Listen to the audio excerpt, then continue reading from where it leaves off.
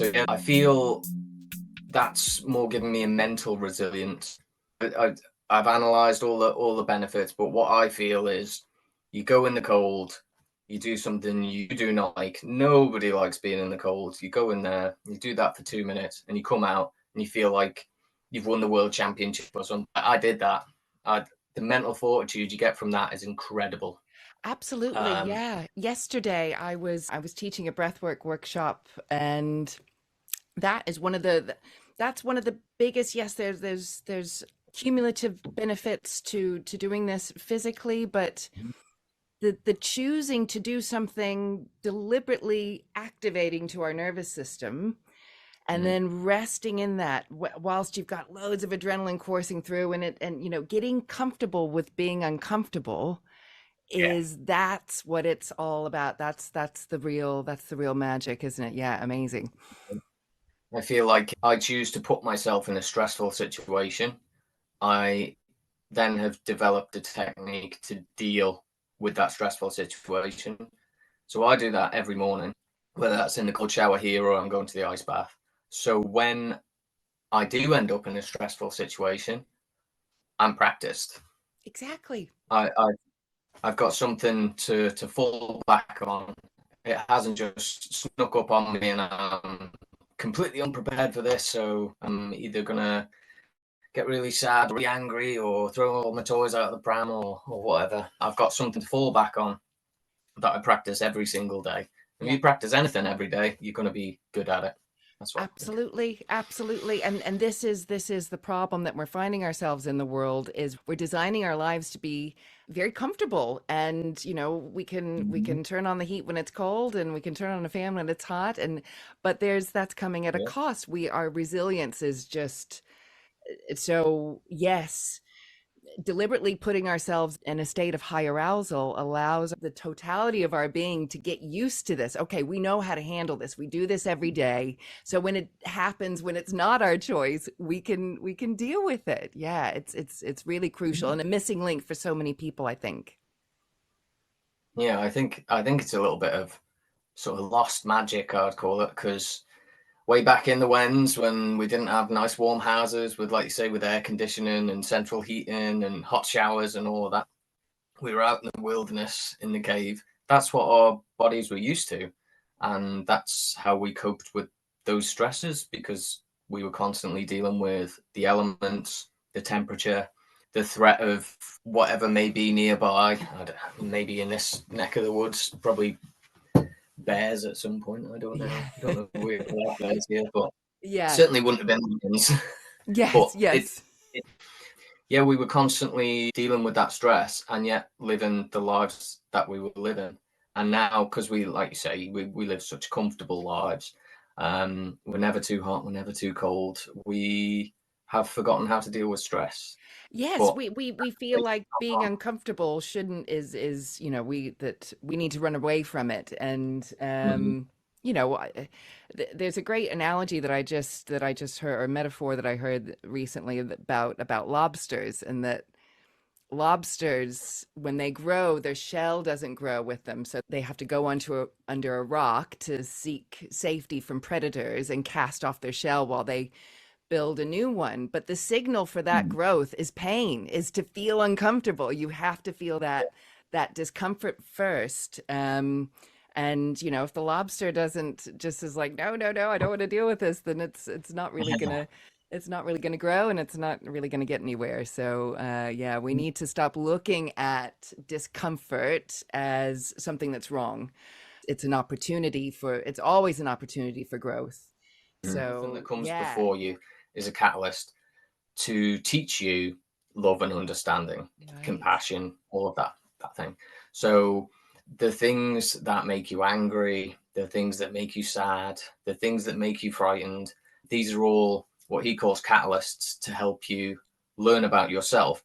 The more you learn about yourself, the less sort of hang-ups you've got, the less sort of reactive patterns you've got. And when you can deal with that, then you can bring that to the outside world. Once you explained it fully, it's like this takes a gratitude journal like 10 Mhm. levels up, because you're basically reframing the worst parts of your day into learning about yourself and reframing it into, okay, what good have I gotten from this? How has this actually gotten me closer to where I want to be?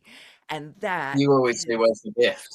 yes. Where's the gift? Where's the gift? Well, I my mean, go-to is to sit in stillness, sit in quiet. I very rarely would put music on, just allow whatever natural ambient noise there is, and then just allow my mind to settle.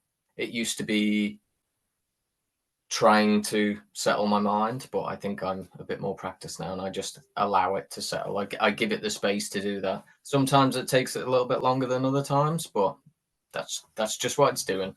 yeah. So when that settles down, I get into quite a nice peaceful state, and I can sit there for 5 minutes, I can sit there for half an hour, depends on the day, how much time I've got.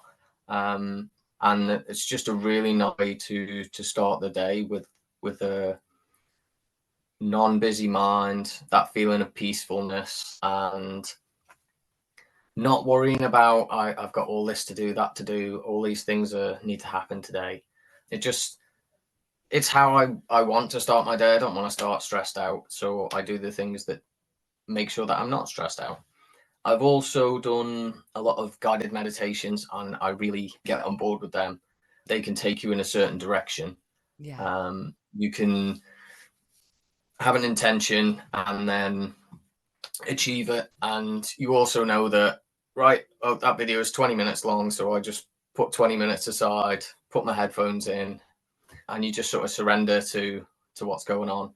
And that is really helpful too. My preference is the unguided, because once I get into that deep, peaceful place, I feel like that's the perfect place to ask questions, to do the inner work.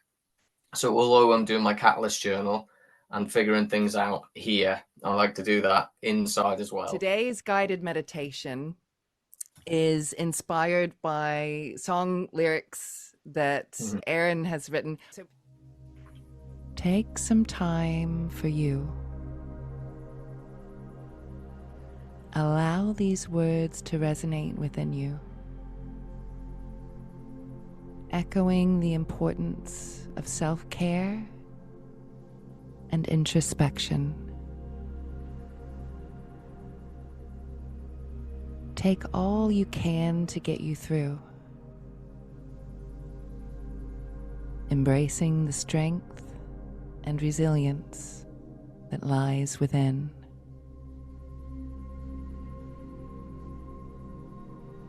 In the depths of your being, there exists a great silence waiting to be discovered.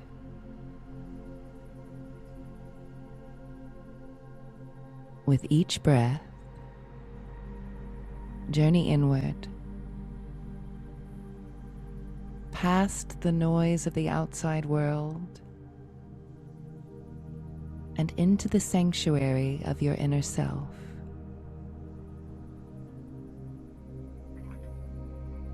Find your inner fire.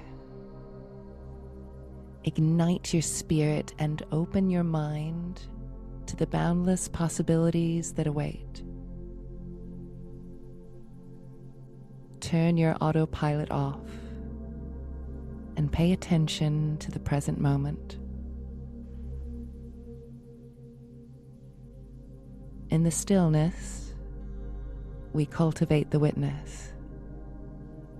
We find clarity and discover the true essence of living authentically. Let go of the need to rush or push forward. Today, take it slow, knowing that you are exactly where you need to be. You are enough, just as you are. Embrace the freedom of letting go and allow yourself to be enveloped by a sense of peace, deep relaxation, and serenity. Repeating silently inside, I am not my thoughts, I am what observes.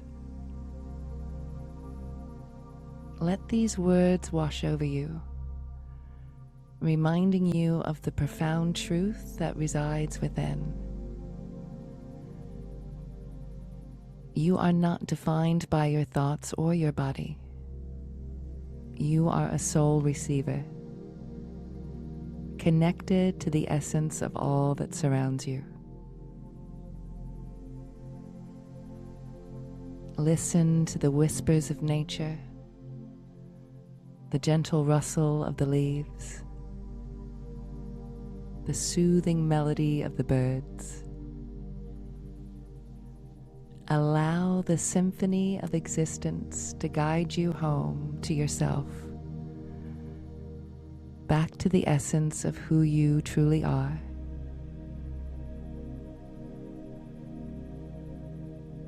As we gently return to the awareness of our surroundings, may we carry the peace and tranquility of this journey within us, anchoring ourselves in the sacredness of each moment. Remember, dear friends, that you are worthy of love, compassion, and joy. And let your light shine brightly, illuminating the world with your presence. And as we are coming to the end of this guided meditation, I hope you take a moment to express gratitude for this opportunity to connect with yourself on a deeper level. Carry with you the peace that you've discovered as you return to the world, knowing that you can always return to this place of inner calm that resides within you whenever you need. Namaste. Aaron Harwood, I cannot thank you enough, and I cannot wait to have another episode with you where we dive deep into this human experience. There's so much to talk about. Thank you for sharing with us all of the things that help you on a spiritual level, that really help build that resilience and deepen that self-care. And yes, and we'll put all the lovely links to your socials and everything in the description below. So thank you once again. Oh, thank you for having me, Ash. It's been amazing. I really enjoyed that. I look forward to coming back. Excellent, excellent. Take care. See you soon. Bye.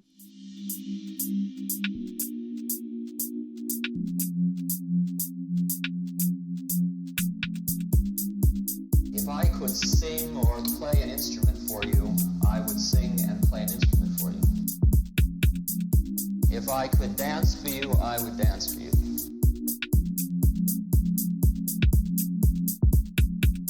If I could paint for you, I would paint for you. But my thing is words. But the problem about words is that you may listen to them. And that would be a mistake.